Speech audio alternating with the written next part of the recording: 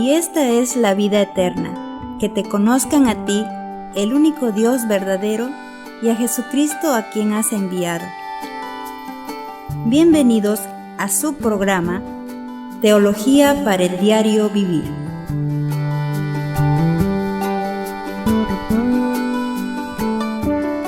Bienvenidos al programa Teología para el Diario Vivir. No hay duda de que cuando estudias la Biblia, muchas veces vemos a Dios pidiéndole a uno de sus profetas que haga algo extraño e inusual. Un ejemplo de esto es cuando Dios le pidió al profeta Isaías que se quitara la ropa y que anduviera desnudo y descalzo durante 3 años. Esto lo podemos encontrar en Isaías capítulo 20, versículos del 2 al 4. Otro ejemplo es cuando Dios le pidió al profeta Jeremías que hiciera correas, un yugo, y se lo pusiera como ilustración de lo que Dios iba a hacer con su pueblo, al permitir que los babilonios los lleven cautivos. Esto lo podemos encontrar en Jeremías capítulo 27 y capítulo 28. Al profeta Ezequiel, Dios le pidió que comiera un rollo de la Escritura, a lo cual Ezequiel lo hizo literalmente, en Ezequiel capítulo 3 versículos 1 al 2. Dios ordenó esto al profeta para ilustrar de que Ezequiel había asimilado la palabra de Dios y que la estaba comunicando al pueblo, por lo que su mensaje iba a ser un mensaje de juicio, pero a la misma vez iba a ser dulce porque era la verdad de Dios. Sin embargo, de todos los pedidos que Dios le dio a cualquier otro profeta, el de Oseas es definitivamente la más extraña. Lo que Dios le pidió a Oseas es que debía casarse con una mujer que era prostituta y que tenía que tener hijos con ella. Esto para ilustrar lo corrupto e inmoral que era su pueblo en su relación con él. Sin embargo, al final Dios bendeciría a su pueblo porque los amaba. Debemos recordar que en el programa anterior veíamos que Oseas ministró en el reino del norte. Podemos establecer este punto por las múltiples referencias a Efraín y también en virtud del hecho de que Oseas llama al rey de Samaria nuestro rey en Oseas 7:5. El profeta Oseas fue contemporáneo con el profeta Amós y ambos ministraron en un momento de prosperidad para la nación. En el versículo 2, Dios le ordena a Oseas que se case con una mujer fornicaria y que tenga hijos de fornicación, porque su propio pueblo Israel en el norte estaba actuando como tal. Lo más probable es que en realidad el pueblo se estuviera involucrando con estas prostitutas en sus servicios religiosos, por lo que Dios quería usar al profeta Oseas como una lección objetiva para su propio pueblo. Hoy en el programa Teología para el Diario Vivir vamos a continuar el estudio que estamos realizando en el libro de Oseas, y hoy estaremos estudiando el capítulo 1, versículos del 2 al 11. Este texto se divide en 3 partes. En primer lugar, vamos a ver que Dios le ordena a Oseas que se case con una prostituta y que tenga hijos con ella. Esto lo vamos a ver en el versículo 2. En segundo lugar, vamos a ver que Oseas obedece a Dios. Esto lo veremos del versículo 3 al 9. Y en tercer lugar, Dios promete bendecir y prosperar a su pueblo a pesar de su maldad. Versículos 10 y 11. Vamos entonces a comenzar nuestro estudio viendo en primer lugar que Dios le ordena a Oseas que se case con una prostituta y tenga hijos con ella. Oseas 1:2 dice: El principio de la palabra de Jehová por medio de Oseas. Dijo Jehová a Oseas: Ve, tómate una mujer fornicaria e hijos de fornicación, porque la tierra fornica apartándose de Jehová. Ahora bien, este es un pedido sorprendente. Dios está tratando de que su pueblo Israel vuelva en sí, que recapacite y comience a tener una relación correcta con él. Su pueblo necesitaba apartarse de sus prácticas pecaminosas y amar solo a Dios. Aquí podemos ver 2 mandamientos que Dios le da a Oseas. El primer mandamiento es que Dios le ordena a Oseas que se case con una mujer fornicaria. El ministerio profético de Oseas comienza con su matrimonio. De hecho, lo primero que se le ordena hacer como profeta de Dios es casarse. De alguna manera, el matrimonio de Oseas sería una parte importante de su ministerio profético. Esto no sería tan sorprendente si no fuera por el carácter de la mujer con quien el Señor le ordenó casarse. Ella sería una prostituta.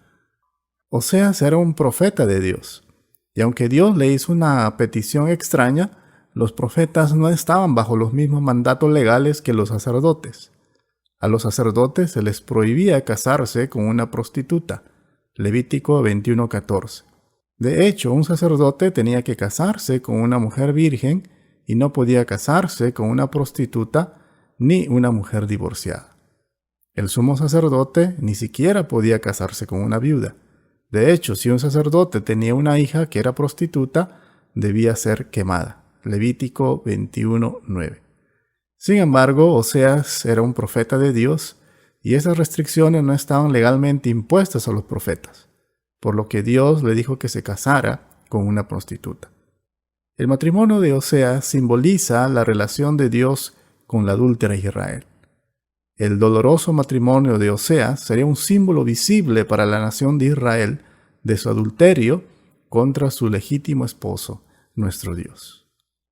El segundo mandato que Dios le da a Oseas es que Dios le ordena a Oseas que tenga hijos con su esposa adúltera. Ahora bien, la razón por la que Dios quería que Oseas se case con esta prostituta y tenga hijos con ella se ve claramente al final del versículo 2, cuando dice: porque la tierra fornica, apartándose de Jehová. El pueblo de Israel era culpable de todo tipo de apostasía y pecado. Dios les había provisto de todo lo que ellos necesitaban, pero ellos, en vez de agradecerle, adorarle y honrarle, se estaban prostituyendo, amando a otras cosas y otros dioses en lugar de Dios. En segundo lugar, vamos a ver que Oseas obedece a Dios, versículos 3 al 9. Sorprendentemente, el versículo 3 muestra a Oseas obedeciendo la palabra del Señor al casarse con Gomer. Oseas no fue infiel a Dios. Por más extraña que fuera la tarea que se le encomendó, él fue obediente. Podemos ver su obediencia de dos maneras. En primer lugar, se casó con una prostituta. Versículo 3 dice: fue pues y tomó a Gomer, hija de Diblaim. El versículo 3 comienza con una palabra hebrea que dice que se fue. Esta palabra significa que Oseas fue caminando hasta el lugar donde encontraría una prostituta. Esto habla de que tuvo que viajar a un lugar donde habitualmente había prostitutas. Quizás tuvo que ir a un burdel o quizás, como algunos han sugerido, tuvo que ir a un templo pagano que era conocido por la idolatría y la inmoralidad. Ahora, la mayoría de los padres sueñan que sus hijos puedan casarse con un hombre o una mujer de bien, alguien que sea respetable en la sociedad. Creo que ningún padre estaría de acuerdo que su hijo traiga a su casa a una mujer alcohólica, drogadicta o prostituta para casarse con ella, diciendo que es la voluntad de Dios. Pero esto fue el caso de Oseas. En el versículo 3 nos dice que el nombre de esta mujer era Gomer, que ella era hija de Diblaim. La Biblia no nos da muchos detalles sobre Gomer y su padre. La palabra Diblaim proviene de la palabra Dibla, que significa torta de higos. Probablemente se trataba de una familia donde carecía de todo sentido de moralidad y decencia. Pero Oseas obedeció y se casó con esta prostituta. El libro de Oseas no trata principalmente de Oseas y su matrimonio. Trata en última instancia de Dios y su relación con su pueblo Israel. A Oseas se le ordenó casarse con una prostituta porque esta era la clase de esposa en la que Israel se había convertido para Dios. Al combinar elementos de la adoración a Baal con los elementos de la adoración a Dios, ordenados en la ley, Israel estaba participando en adulterio espiritual. Un sincretismo religioso que al combinar la adoración verdadera a Dios con la idolatría resultó en una perversión que Dios mismo vio como adulterio espiritual. Otra área donde Oseas fue obediente es que tuvo y llamó a sus hijos exactamente como Dios le había ordenado. Aquí tenemos el anuncio del nacimiento de sus 3 hijos. Cada anuncio contiene un aviso de su nacimiento, instrucciones del nombre que le debía poner y una explicación del significado de ese nombre. Los nombres de sus hijos ilustraban el hecho de que se había roto la relación entre Dios e Israel. Hay 3 hijos que se mencionan en nuestro texto. El primer hijo de Oseas fue llamado Jezreel. Oseas 1, 3 al 5 dice: Fue pues y tomó a Gomer hija de Diblaim, la cual concibió y le dio a luz un hijo. Y le dijo Jehová: Ponle por nombre Jezreel, porque de aquí a poco yo castigaré a la casa de Jehú por causa de la sangre de Jezreel, y haré cesar el reino de la casa de Israel. Y en aquel día quebraré yo el arco de Israel en el valle de Jezreel. El nombre del primer hijo de Oseas fue Jezreel, que significa Dios siembra o Dios esparce. Jezreel era el nombre de un valle al norte de Palestina. El rey Jehú de Israel había matado a numerosas personas en este valle en su ascenso al poder. En los días de Oseas, el nombre Jezreel estaba asociado con el derramamiento de sangre que había ocurrido allí. Al ordenarle a Oseas que nombre a su primogénito con el nombre Jezreel, Dios estaba prometiendo terminar con el linaje de Jehú, lo que sucedió después del asesinato del rey Zacarías, y acabar así con el reino del norte, lo que sucedió en el año 725 a.C. con la derrota de Samaria por los asirios. En otras palabras, esta era una profecía de juicio sobre la nación de Israel. Dios le dice a su pueblo que debido a que ellos se habían alejado de él los iba a castigar en el mismo lugar en que les había bendecido y dado la victoria. El segundo hijo que tuvo Oseas fue llamado Lo-Ruhamah. Oseas 1, 6 al 7 dice: Concibió ella otra vez y dio a luz una hija, y le dijo Dios: Ponle por nombre Lo-Ruhamah, porque no me compadeceré más de la casa de Israel, sino que los quitaré del todo. Mas de la casa de Judá tendré misericordia, y los salvaré por Jehová su Dios. Y no los salvaré con arco, ni con espada, ni con batalla, ni con caballos, ni jinetes. El nombre del segundo hijo de Oseas fue Lo-Ruhamah. A esta niña le pusieron este nombre, que significa no compadecida. La razón del nombre de esta niña es porque Dios estaba advirtiendo a su pueblo de que ya no tendría compasión ni perdonaría a Israel. Podemos observar en el versículo 7 que Dios promete salvar a la nación de Judá del ataque de Asiria y que esto no iba a ser por ningún mérito militar. Sabemos que en el año 701 a.C., Dios literalmente mató a 185,000 asirios en una noche mientras dormían alrededor de Jerusalén, como registra Isaías 37 y 2 de Reyes 19, 32 al 36. En el momento en que Dios dijo esto, Judá aún no era tan corrupta como lo era Israel. El tercer hijo que tuvo Oseas con Gomer fue llamado Lo-Ammi. Oseas 1, 8 al 9 dice: Después de haber destetado a Lo-Ruhamah, concibió y dio a luz un hijo. Y dijo Dios: Ponle por nombre Lo-Ammi, porque vosotros no sois mi pueblo, ni yo seré vuestro Dios. El último hijo de Oseas se llama Lo-Ammi, que literalmente significa sin pueblo. Y este es el pronunciamiento más severo de juicio sobre la nación de Israel. Dios estaba enojado con la idolatría y la inmoralidad de su pueblo. Por tanto, iba a romper su relación con ellos. Esto no significaba que Dios no cumpliría sus promesas. Significa que ya no los bendeciría como los había bendecido antes, que quitaría sus bendiciones, su protección, y que los trataría como si no fueran su pueblo. En tercer lugar, vamos a ver que Dios promete bendecir y prosperar a su pueblo a pesar de su maldad. En los versículos 10 y 11 vemos que Dios da a su pueblo una reconfortante promesa de restauración. Oseas 1:10 al 11 dice: Con todo, será el número de los hijos de Israel como la arena del mar, que no se puede medir ni contar.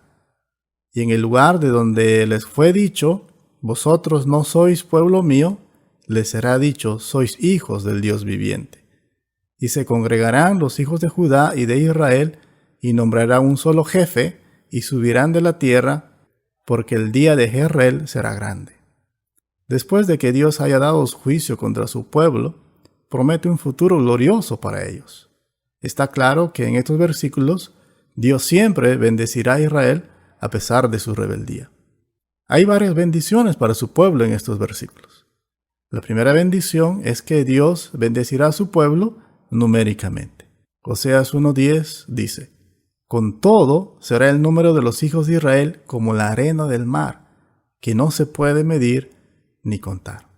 Dios le había hecho esta promesa a Abraham, de que su descendencia sería innumerable. Esto lo podemos encontrar en Génesis 22:17 y 32:12.